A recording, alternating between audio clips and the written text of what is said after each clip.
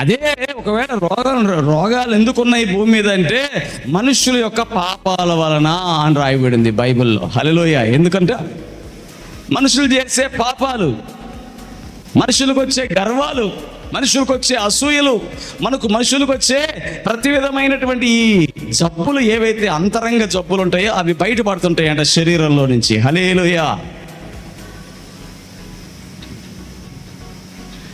అందుకనే దేవుని బిడ్డ, జ్వరము వణికిస్తుంది, చిన్న జ్వరమే వణికిస్తుంది మనిషిని.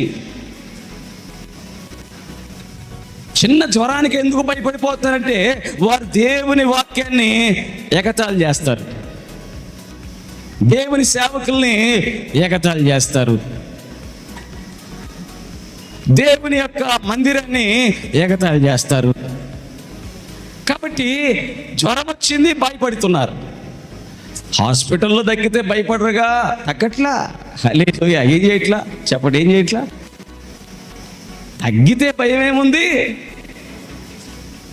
తగ్గట్లేదు సమస్య, తగ్గట్లా.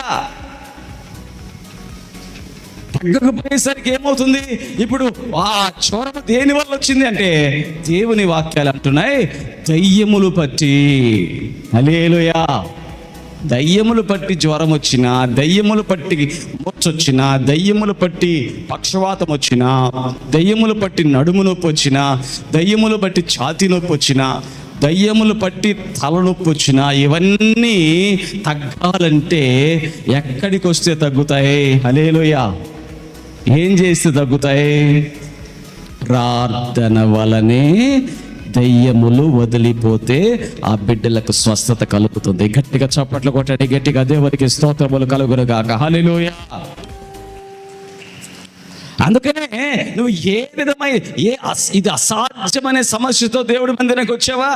ఇది కష్టంగా ఉంది నా జీవితంలో, ఇది నా సొంత బలముతో నేను ప్రయత్నించాను కానీ జరగల, నా సొంత జ్ఞానముతో ప్రయత్నించాను కానీ జరగల, నా వల్ల కావట్లేదు ప్రభువా, నా వల్ల కావట్లేదు ప్రభువా.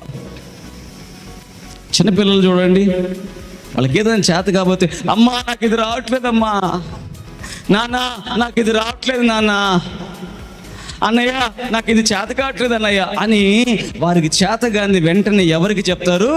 వారికంటే బలమైన వారికి, వారికంటే తెలివైన వారికి, వారికంటే చెప్పాలా పెద్దవారికి వారి సమస్యను అప్పగిస్తారు.